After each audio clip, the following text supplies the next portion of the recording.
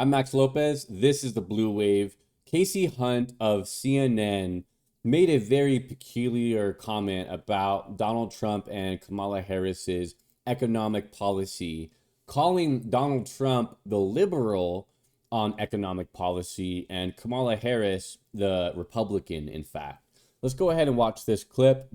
But before we do that, please be sure to like the video, subscribe to the channel, share with someone who's into politics. It helps YouTube take my channel more seriously and get the word out to more and more people. So let's go ahead and watch this clip here on good old Mediaite of CNN and Kasie Hunt saying that Harris sounds like the Republican and Trump is the liberal on economic strategies. Struck by when the economy with these two candidates is that both of them have degrees in economics, which is the first time in certainly modern history. They both went to college and focused on economics, so they both have a strong background. And you know, they are in some ways, and I know I might get some pushback from the panel here. They are both saying similar. They are both making a similar message, which is investing in the country's in manufacturing and industrial policy. They're going about it very different ways, but they are both essentially saying that they want to bolster manufacturing and American jobs. Kamala Harris is saying we want to do this through tax credits. You know, Donald Trump is saying we want to do this via tariffs, but it's the same goal. Right, so forgive me, because what Annie just said is in fact correct. But it does in fact sound as though Harris is the Republican in this scenario and Donald Trump is the liberal in terms of the nature of the policies. I mean, Mitch McConnell, Mark Lauder, looks at Donald Trump's policies and says these are not conservative. Well, I think the one thing when we talk about tariffs, we have to remember is he's talking about free and fair trade, reciprocal trade. So he will talk about tariffs if a country is not treating us fairly, or well, he's if talking a about tariffs on manufacturer, John Deere, right? Or which is a an manufacturer, if company. you take American jobs and then ship them overseas to Mexico and expect to sell it back here in the U.S. So it's protecting American jobs. But the thing I took from the speech last night with Vice President Harris is she said she's a capitalist, followed up by government price controls and rent controls, which isn't capitalism. So Donald Trump can say all sorts of different things that he wants to do or that he's going to do, but ultimately we can look at what Donald Trump did do when he was in office. And what Donald Trump did was he passed a tax bill where 82% of the benefits went to the 1% richest people in this country. Now, that was a bill that was completely disastrous for the economy, completely disastrous for the middle class, in that it set up America to be in a position where income inequality is something that is going to get worse and worse and worse. And it's something that is just totally bogus for him to turn around and say, oh, well, I'm fighting for the middle class and all this, because it's evidently not true. Donald Trump can say he doesn't want to get rid of Social Security and he doesn't want to get rid of Medicare. But what it turns out is that in Project 2025, there are plans to do just that, in fact, where Social Security will not even be something that is available whatsoever for my generation.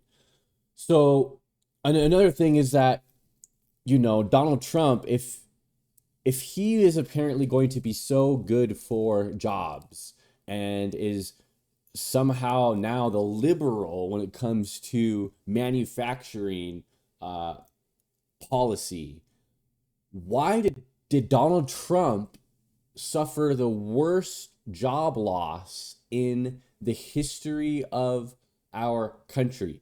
Now, before you jump to his defense and say, oh, it was COVID-19 like Jake Tapper did the other day on Fox News CNN.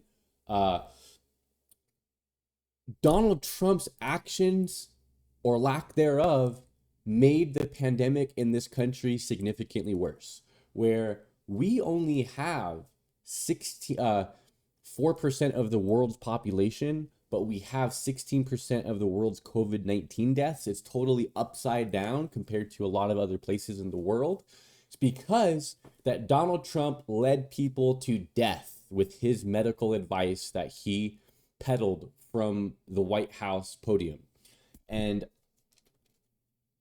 it's completely despicable because his actions directly made the pandemic worse. And under different leadership, I believe that we would have suffered significantly much less death in this country from the COVID-19 virus. So he has blame for that. CNN, are they going to point it out here? No, they're not. They're going to parrot the talking point that Harris is Republican on economic policy when Joe Biden and Kamala Harris's administration, it's her administration too. Let's not forget that, right? Let's remember that Kamala Harris is the vice president of the United States of America, and she has had a significant role to play in various different accomplishments that this administration has accomplished. And one of those administrations is having the strongest job record of any president in the last 5 or 6 decades in this country. And that was from a state where the economy was totally wrecked based on Donald Trump's inaction and his inability to lead the country in a time when it most needed a leader to step up to the plate to save us and help us through a very hard time, which was the COVID-19 pandemic. And he failed to do that time and time again, and people died because of it, and the economy very much so suffered because of it. What did Joe Biden do with that economy? He turned it right around. He passed the CHIPS Act. He passed the PAC Act. He passed the Inflation Reduction Act, and has created more jobs than any other president in the last 5 or 6 decades.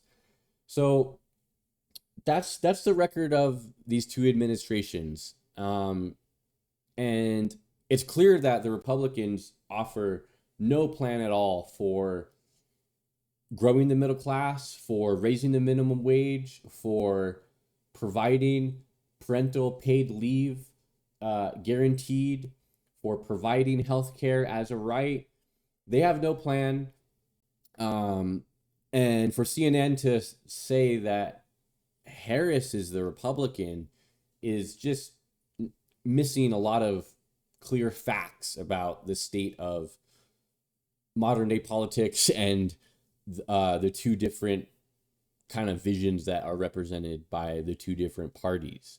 And it's just another very clear prime example here of CNN just being trash. And ever since they were bought out by this Republican leaning company 2 years ago, you know, they've really gone downhill quite a bit. There's a few people I still like. I'll still watch Anderson Cooper. I like Caitlin Collins.